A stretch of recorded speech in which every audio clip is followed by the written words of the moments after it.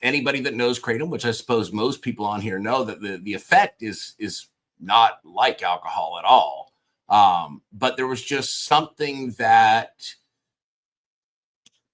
settled down my brain and kind of settled down that urge to have it.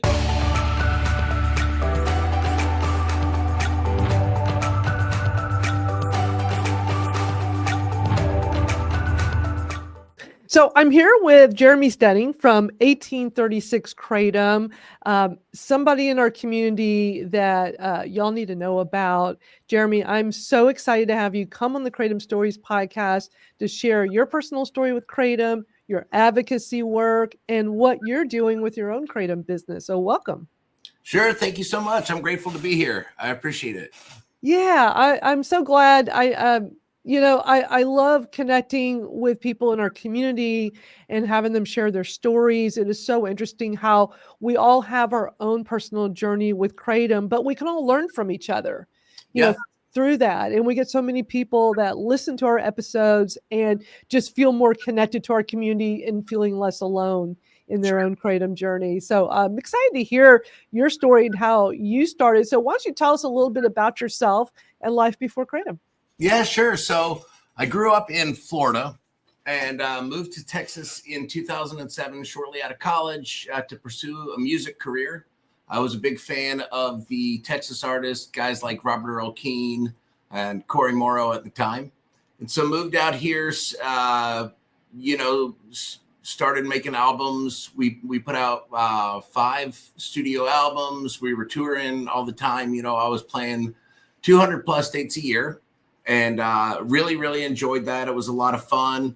Of course, with performing like that, you know, booze and alcohol go hand in hand. It's just a big part of it. You know, everybody's partying. And so that became, you know, somewhat problematic in my life, just the amount of alcohol that I was consuming. My wife, Tiffany, and I, we had our first son, who is almost 10 years old now. He was born in 2015. And it was really just kind of synergistic. I was in a little store by the house on Anderson Lane in Austin, Texas. And there was a product that's still on the market that I won't call by name, but it's designed to look like prescription focus enhancing medication. And I asked the proprietor, I said, hey man, you know, what's up with that? Is that legit? And he said, well, no, man, you know, he's like, those are caffeine pills. It's just branded like that. Now I've struggled with ADHD for my whole life. It's been a thing growing up. I was raised in the Christian Science church, so we did not get any medicine, including like Advil, Tylenol, anything like that. It's a religion that isn't super popular anymore, you know. But anyhow, so I'd never had any kind of prescription or anything. And he said, you know, if you're looking for something for focus, I've got this tea. It's from Thailand. He's like, I don't know a ton about it, but people seem to really like it. Now, this was just Kratom capsules, bright green Kratom. He just had it in a jar, you know, and he said, here you go, man. And he pulled me a few of them out. He gave me about 10 capsules. And he said, you know, he's like, you probably want 3 to 5 of them. He's like, it's just a leaf ground up in there. And I tried it and it was absolutely incredible. I was like, this is wonderful, you know, and I was locked in. I was booking gigs that day, which was most of my time at home. And I was like, wow, this is incredible. I wanted to learn about it. And so I looked it up, and everything that I saw, of course, especially back then, was pretty negative, pretty scary. Kept talking to, you know, I kept seeing the word opiate, and I was like, that's not what I had. I was like, that doesn't make any sense. What I had was something that really helped my focus. Really, I wasn't tired. I wasn't, you know, I was locked in and focused. And so I started doing more research, ended up buying some Kratom from him. I started consuming it regularly. Then I, you know, after a month or couple months, I was like, I don't know, you know, because everything that I read was really negative. So stopped taking it for a while. and no issue or anything with that. And I was like, well, I don't know. And it was around that time that Kratom advocacy was really starting to mobilize. This is around 2013, 2014.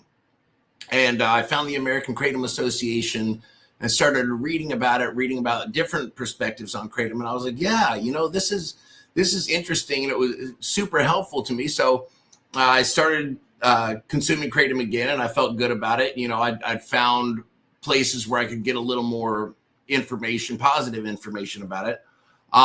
And I was still playing music full time as a career. I was also serving tables and driving Lyft to make ends meet, rideshare.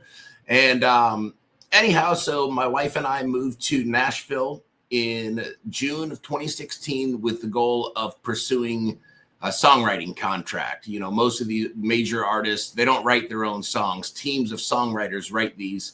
By the time that we got to Nashville, I was just kind of over it. We'd been at it for a long time, had some success, which I'm super grateful for, but it was just what it was going to be. And I was over it, man. So started thinking about what I wanted to do. There was one pointed conversation between Tiffany and I. We were in our apartment in Nashville, and she said, hey, you're not going to like this, but you need to make some money. The starving artist thing is legit. It's real. There's a pyramid, and nobody except the little tiny, very sharpest point of that pyramid is really able to make a true living. And I said, no, you're right. And so I started thinking about what I wanted to do. What I wanted to do with the rest of my life. I was over music. I was over being away from our 1-year-old for the entire weekend, coming home with, $150 in my pocket after working for 3-4 days. Then I started thinking and I was like, well, what popped into my head was Kratom. I was like, I love this. I think it's really interesting. Especially back then, so much of the branding and marketing of it was so different than the way that I really perceive Kratom. It was branded and marketed like drugs. You got these crazy psychedelic pictures and stuff, which is really out of line with the way that Kratom actually affects me, at least, and the majority of people that I speak to. And of course, at that time, we're living in Nashville. At the time, Tennessee had a ban on Kratom. So I may or may not have driven up to Franklin, Kentucky to purchase Kratom. And when I first went up, I was like, oh, my God, these prices are insane. And so I started thinking, I could buy this at what I know how to buy it for in Austin, which obviously wasn't the right move. So for a period of time, I linked up with an old friend and we started talking about it, researching vendors, just kind of got lucky on a guy that reached out from Facebook, which any of you that have ever posted the word Kratom on Facebook know what I'm talking about, man. I know that they've kind of restricted that, unfortunately, now. But if you've ever posted the word Kratom, especially back then, you would have 25 people from Indonesia ask if you wanted to buy Kratom. And we ended up figuring I ended up, as we decided to do the business, I got a storage unit and a PO box in Franklin, Kentucky. So that would be the home of it, not in Nashville. And anyhow, so we found one that works. And it was like, okay, cool. So started just designing packages, using PicMonkey, and made our first Kratom sale in May of 2017, and then just started going from there. We had the storage unit, which was a 5x10, and had all the equipment. I would run things. We are fully AKA GMP now. I would love for you to see the factory, but at that time, we were sealing bags off a car battery because it was a storage unit, so it wasn't powered. But yeah, anyhow, so it was just the role that Kratom had played in my life and the improvements that led me to start the business. I know I'm kind of going around the block to get back there, but I was talking about the alcohol and the way that that goes along with playing music for a living. And it was Kratom when I decided to take a long break. I will still have a drink now, but it's not common. It's social, and it's moderate, like it really should be. But I decided that I need, take a long break away from alcohol, and Kratom was just really, really helpful for me.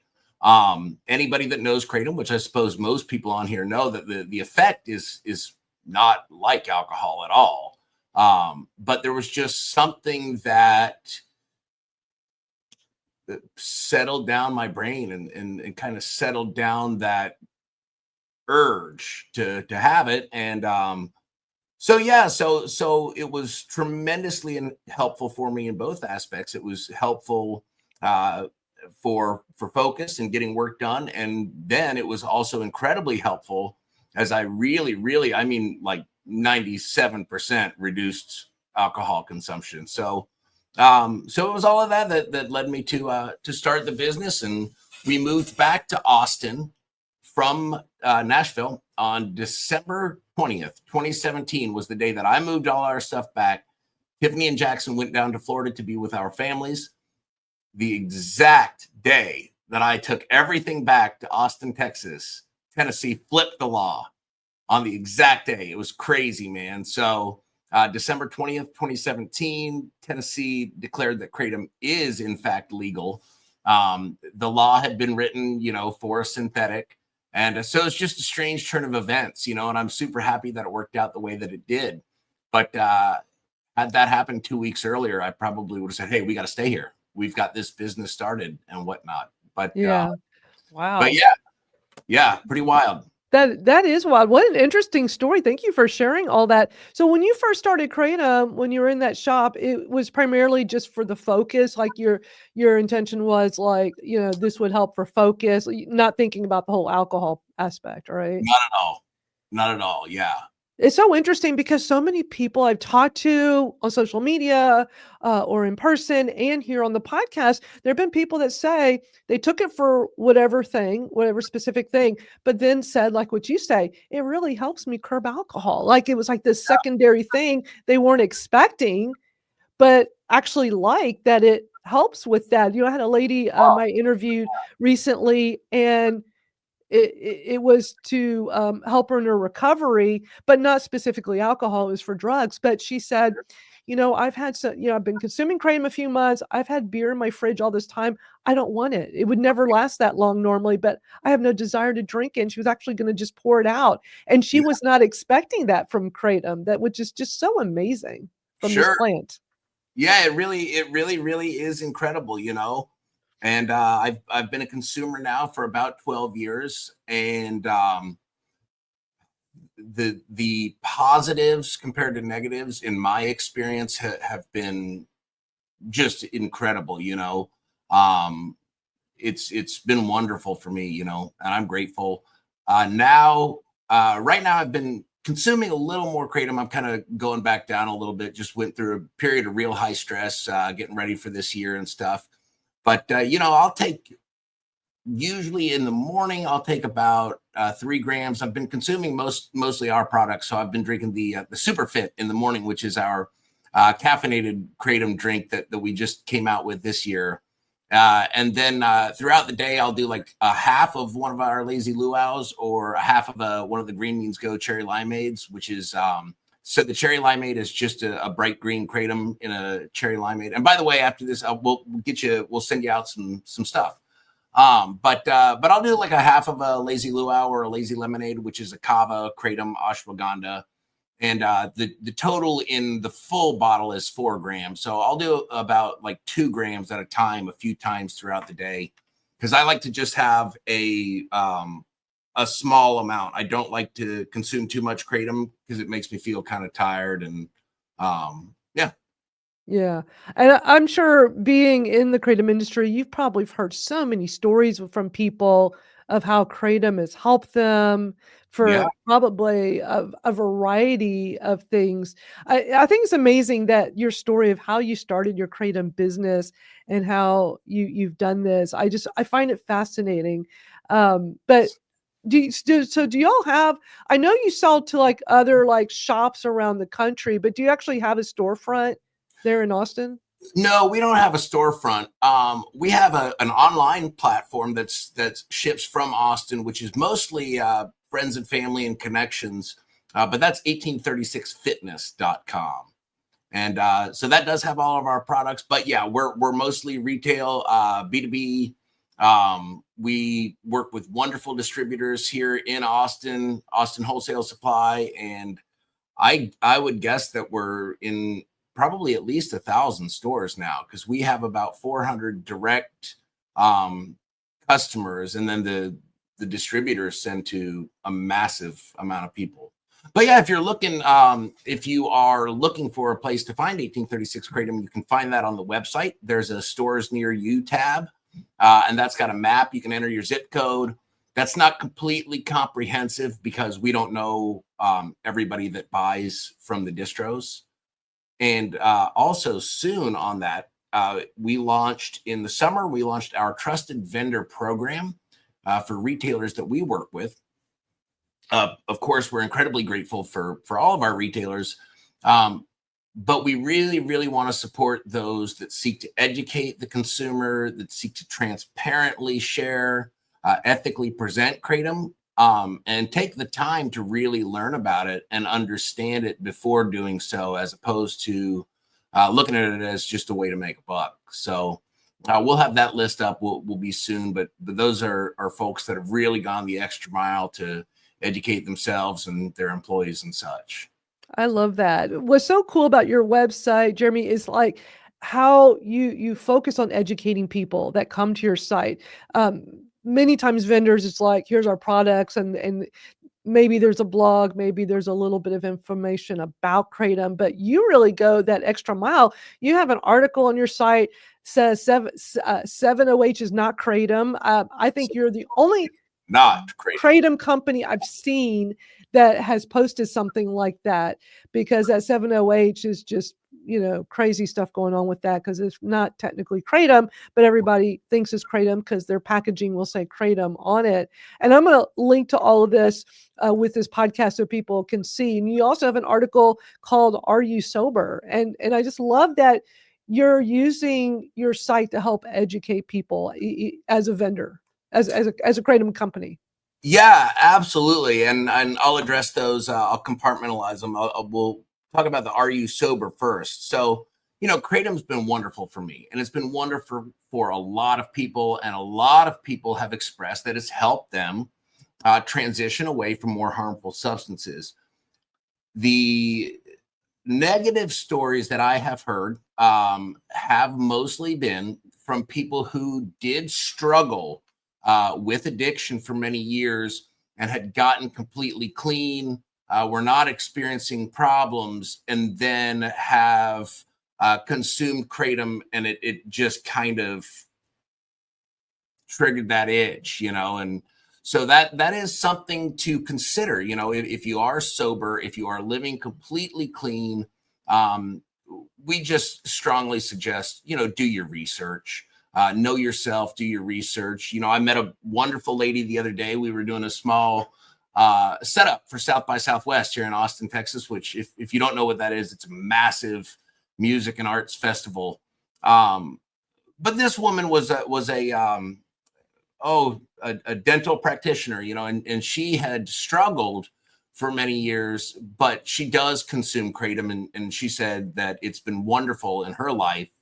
And she did begin consuming it after a period of time. I don't know, it wasn't the tool that she used to adjust to a cleaner lifestyle. But, she's very happy with the choice, has been a Kratom consumer for years.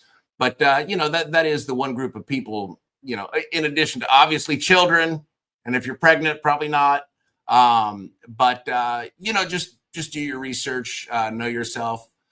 Second one, being 7-OH. 7-OH is not kratom. 7-OH is not kratom. 7-OH is a metabolite. It is primarily converted in the body once a person consumes the kratom plant. Some of that metragenine is metabolized into 7-OH. The 7-OH is extremely potent. I read 20 times morphine. The number is varied, but it is always high multiples. My perspective is that our body has natural defense mechanisms. So people that are trying to adjust to a healthier lifestyle, when they do consume kratom and some of that metragenine is converted, well, your body is equipped with natural defense mechanisms.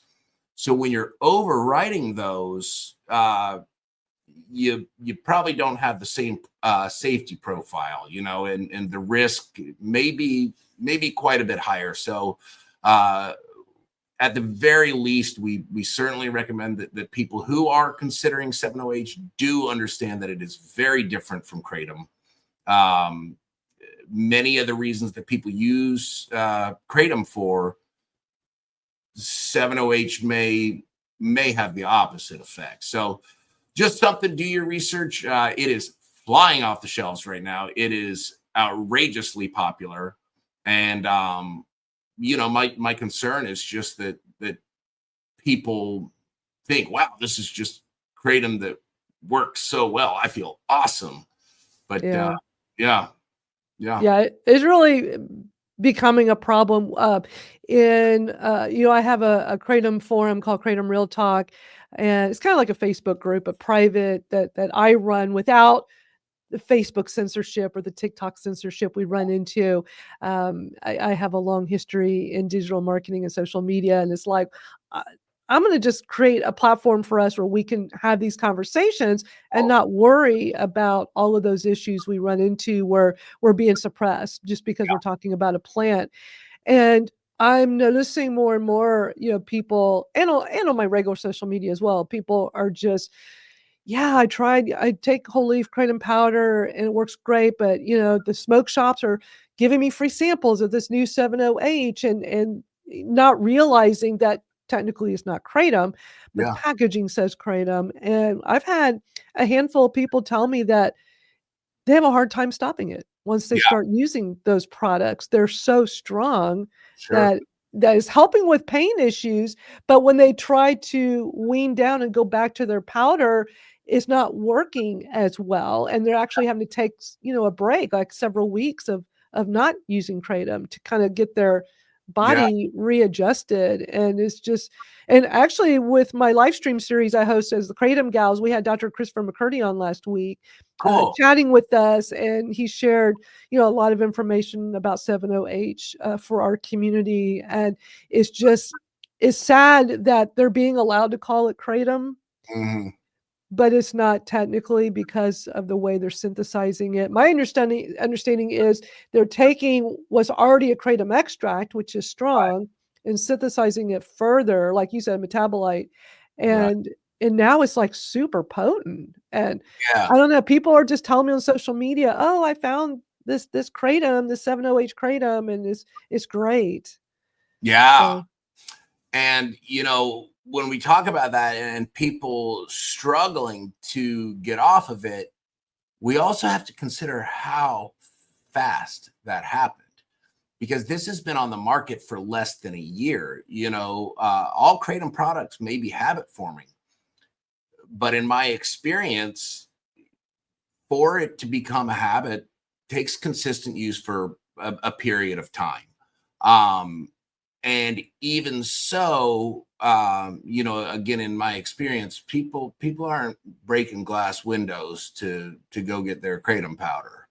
And I've heard stories of that, of shops having their windows smashed. And so it's a different thing. And what the future holds for that, I don't know. It could very well have incredible potential in the medical world.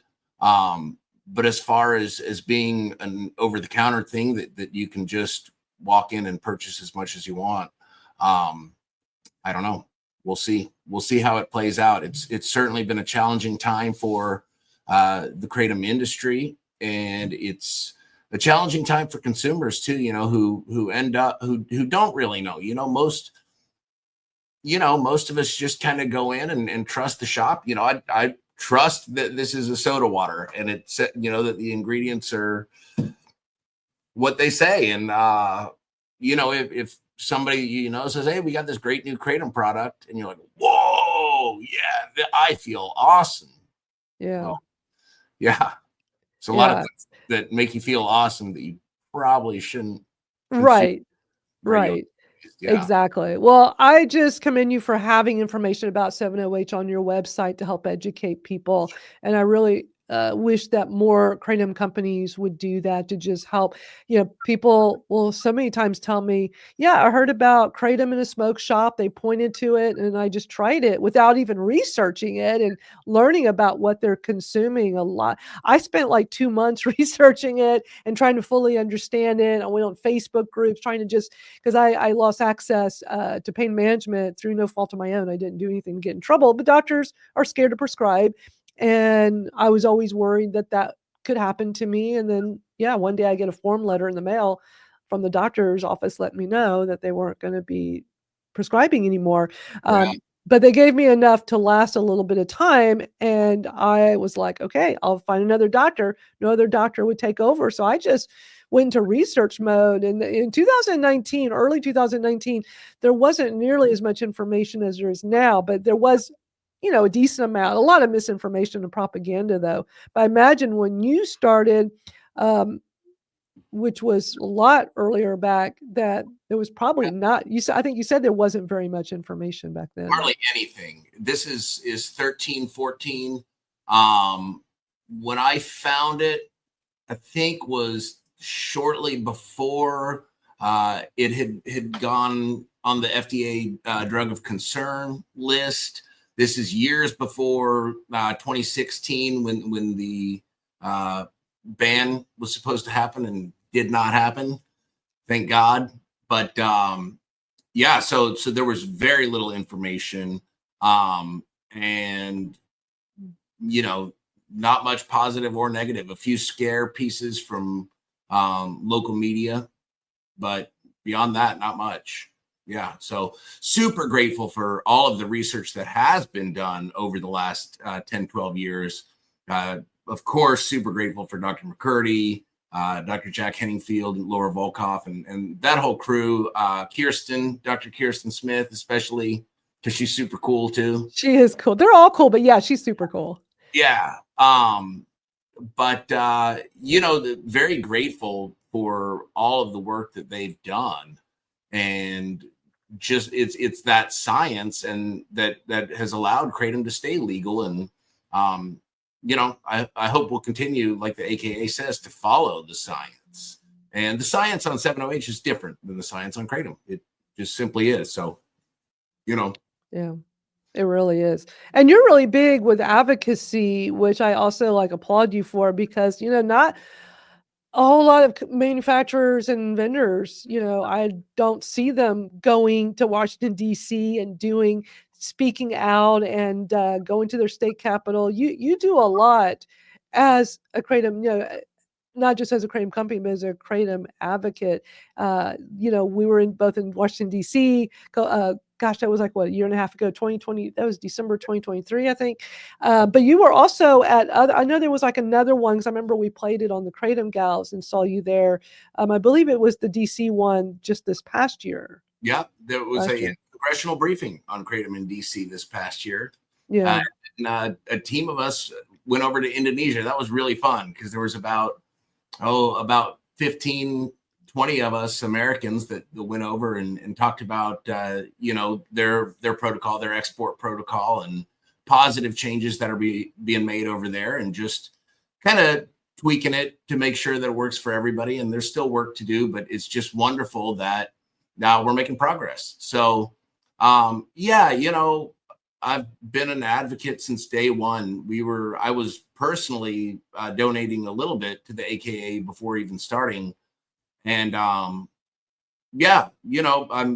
very grateful for for that advocacy and the groups that are sharing that science and keeping consumer accessibility to this. So, yeah. Absolutely. Well, yeah, I discovered the American Kratom Association very early on in my Kratom journey, and I was so glad I found it. I just remember finding it online randomly. And so I signed up for their newsletter, donated some money, and I was like getting these emails. I'm like, oh my gosh, I had no idea there were all these like potential bans that were cropping up around the country. Constantly. I'm Yeah. thinking, like, I'm in Texas, I can get access, but reading about all the information they would put out, and I remember getting emails like all the time. I'm like, wow, I had no idea that, because the whole 2000, even though I did not start till 2019, when I learned about what happened in 2016, where they were trying to ban it, I saw the documentary A Leaf of Faith. That's how I first learned about Kratom, was that documentary on Yeah. Netflix back then,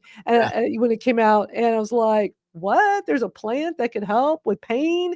And then seeing, advocates in DC, and that whole segment was like, wow, this is wild. I didn't even know about this plant. And then the government wants to try to ban it, but all these people, protested and wrote in, and they changed their mind. I'm like, what? That's amazing. That is to the hear. only time that has ever happened, too, by the way. For those that aren't familiar, the DEA issued an intent to schedule of Kratom.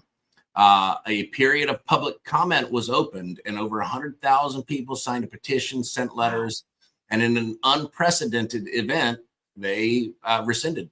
They rescinded the ban.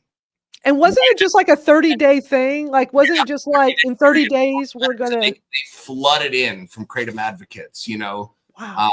This saved my life. This saved my husband's life, my daughter's life, etc. So yeah, it was a really cool thing when it was like they pulled it, was like, wow, like, yeah, pretty wild, man. But yeah, so anyhow, struggle still goes on. Yeah. Grateful for the states that have passed these Kratom Consumer Protection Acts, and that many people are looking at that as an alternative to banning. And it should be regulated. It absolutely should be regulated. People are consuming this, and many of them consuming it regularly. It's important that there's a system of checks and balances, that when you buy something, that what you're buying is what you're consuming, that you're able to make an educated decision, that you're able to know that this little shot contains the same amount of active alkaloids as a half-pound bag would, So those are things people need to know. Some of those super potent shots, if you don't know, and someone says try Kratom, and you've read all like, oh, this isn't, this is benign. This is, it's nice, but it's not much. But you take one little XXXX shot, and you've never had Kratom, and you're like, oh no, that's drugs, man. Because drink, it's, if you were to drink a whole bottle of Jack Daniel's worth, as opposed to having a beer or something. But again, it's not like alcohol, for those that don't know. It's not right.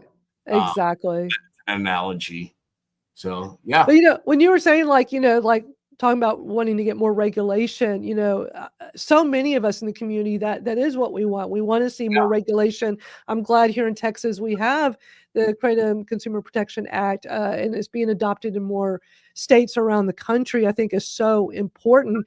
I was just on a news story on NBC talking about my Kratom experience, and It really sucks that they show such a small amount. They spent hours with me, hours, and they didn't show this part, but the correspondent at one point said to me during the interview, like, how do you feel about regulation? And I said, me and my fellow Kratom consumers and advocates are all for it. We want to see more regulation. We want to know what we're purchasing is what it says it is. And I remember him going, really? I was not expecting you to say that. Like, I was like, no, we want regulation, because it's not FDA approved. So you don't know, although we know now that doesn't always mean anything. But we want to know what we're consuming. I remember when I first started, hearing about it learning about it, and then going to a Facebook group and finding how to buy some from somebody. And I remember when I first got it, it was like in a Ziploc, was sharpied with the name on it, and it wasn't labeled like what we see today. And that was just 2019. So it wasn't, it was 6 years ago, but that really, in the scheme of things, wasn't really that long ago. And just to see the progression of how packaging has changed and how laws have come into place and regulations to help with that. I love how packaging tells you everything, as it should. Yeah, as it absolutely should. Yeah. When I got into Kratom at that time, I don't know if it was common by 19, but in 13, 14, 15, so many of these bags said not for human consumption, which is horrible. I mean, that's because then that means that the company can't tell you anything. Oh, should I consume the whole bag? No, obviously not. But yeah. So anyhow, made a lot of progress, still working on progress. And yeah, very hopeful for the future. I'm hopeful that we will get a National Kratom Consumer Protection Act passed and have real regulation on a national level. And I think that if and when we do, and those laws are enforced, I think that those who have been staunch anti-Kratom advocates will see, oh wow, this isn't such a big deal. And I think if you've only read about it, whatnot, the perception of what it is and the way that it might affect behavior, etc., is so different than the reality. People that read these articles and they're like, this sounds terrifying. What's funny is that they probably know 5 to 10 functioning, successful people who are Kratom consumers, but there's no, you're not some different person. You might be in a better mood, but you're not altered, not intoxicated. And if you read about it, you would think that you were. So yeah, I think that'll also pave the way for more people being open about consuming Kratom. Right now, I think so many Kratom consumers don't want to tell people. They don't want to tell their friends and family because they're going to say, oh, I read about that, And so I hope and believe that the regulation will help people have the confidence to say, yeah, this was really helpful for me. I've been a consumer for X number of years, etc. So yeah. I tell you what will be helpful is when the FDA finally publishes that single dose study report that they've yet to publish that says Kratom is safe at all doses. And I just can't believe they still have so much misinformation on their website, and everybody always looks at that and say, oh, Kratom is bad. Yeah. Yeah, that study, they did up to 12 grams, which we say standard serving is 3 grams. Every body is different. But if you know Kratom, 12 grams is a massive amount to consume at one time. And they had to do it in 5 minutes with they were capsules. They do it all right at once, not over the course of time. It was 12 grams all at once, and adverse events, nausea. Yeah. Yeah. Expected. Yeah. If you drink 4 cups of coffee in 5 minutes, you're gonna be pretty nauseous. You're gonna be exactly. But, it'll be nice when the FDA finally, if they ever publish that, because it dispels all that misinformation on their website about Kratom. But I love that you're such a big advocate in the community. You also, like myself, have won the Hall of Fame Award, American Kratom Association. Congratulations! Our pictures we're right next to each other on the. Stand proudly somewhere someday. It's so cool because on the AKA's website, we're right next to each other on that. Awesome. I have it up on the website. I'll look that up. That's cool. Yeah, it was nice being validated and appreciated for. The people I know that advocate like myself, we don't do it for that. We do it because Kratom has helped us so much, and we are not afraid to speak out about it and help educate people. We've educated so many people through social media. I've been able to with the podcast, and my Kratom community. My TikTok does really well. Even though we get censored a lot, we get suppressed. It doesn't stop me. I'm still going to keep advocating because I just feel like it's so important, because like you were saying, there are lots of people that are not comfortable doing it. I understand. I totally get it. But I try to tell people, like, it's important for our message to get out there. It's important for people to hear positive stories. The NBC Nightly News story that came out with me, they told me up front they wanted to do both sides. So they're going to talk to somebody on the other side, and they were impressed with me enough to, like, I'll be, the positive side. I'll send you the link to it. But Yeah. they really spun it negatively because it's the typical, oh, this mom's grown son died. I They mentioned that he had other drugs in his system, but they really downplayed it. And it's like, but people, like, I post on social media and some people say, oh, that sounds dangerous. And they show about me, not nearly as much information, but like how it's helped me. At least they showed me making kratom. Like, I was so excited they wanted like footage of that. And they did put that on this news story of me, pulling down the package and mixing it up and drinking it. It's like, that's pretty cool because we don't see that too often, Yeah. on national news. But it still felt like the overall vibe was that kratom is, not safe and people have died from it. And here I am talking about, well, I've been consuming it for 6 years for my chronic pain and it works way better than the pharmaceuticals ever did. So I'm going to always be talking about it and trying to help educate. But still, with putting that report on my TikTok, some people, commented, as kratom consumers, no, we got to be quiet because they're just going to ban it. If we're talking about it, they're going to ban it. I just can't believe people think like that. No, we're way, way, way, way past that, man. That's people are aware of it. It's out there. The negative is very out there, and it's very important for people who are pro kratom to take a stance. I would encourage you, if you've been insecure about sharing your story with friends and family, I would encourage you to do so. Obviously, that can be very uncomfortable. Everybody's situation is different, but if you don't feel that there's going to be a real negative action from the person, I'd encourage people to share it, and to be transparent and say, hey, listen, like this has helped me, and it has, plain and simple. It's helped so many people. And I think that as we move forward with regulation, if in the situation, as you mentioned, there were multiple drugs in the person's system, but if there are medical conditions, etc., that people that have those should not consume kratom, well, we need to know that. We need to have that knowledge so that we can ethically present it, so that we can say, no, it's probably not a good choice for you. And right now, when you completely try to squash it, when you completely try to say, that stagnates research, that prevents us from getting the answers that we desperately need as soon as we possibly can get them. So I would encourage those that are on the fence about sharing it or speaking up to do so, because it's been very helpful for a lot of people, and yeah. It's an amazing plan. When I think back to 9 years in pain management, taking all these high-powered opioids, now I never had any addiction issues with it. I was fine with that part.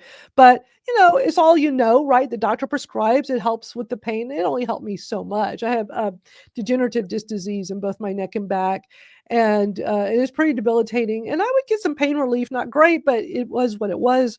It gets some relief. And when I lost access and switched to kratom, I'm like, I did not have high expectations at all, because I'm thinking there's just no way a plant is going to be as effective as pharmaceutical opioids.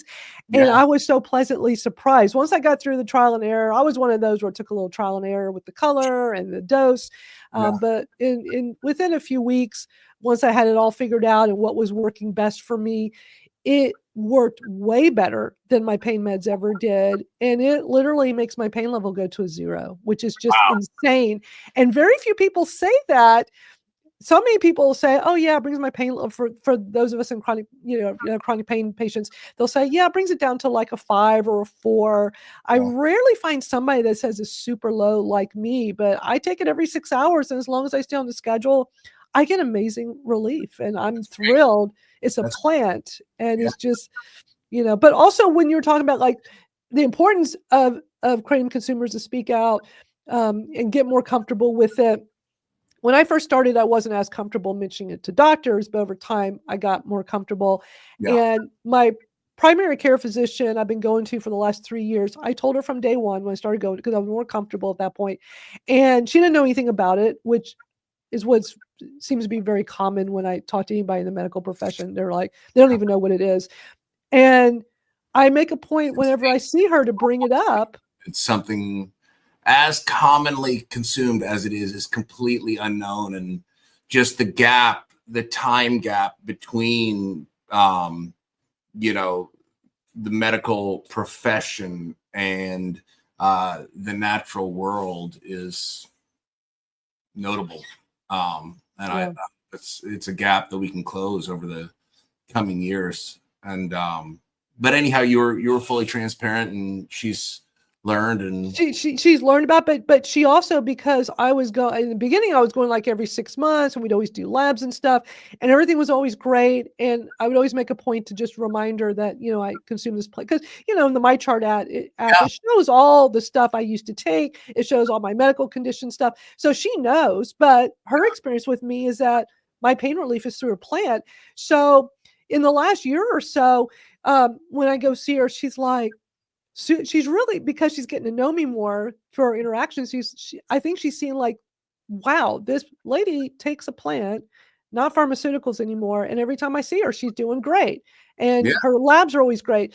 So on a recent visit, she said, keep doing what you're doing because it works. Like she was really, and I think if more people got comfortable talking to people, whether it's family members, friends, and medical professionals, I think through our interactions, they will see how much this helps us.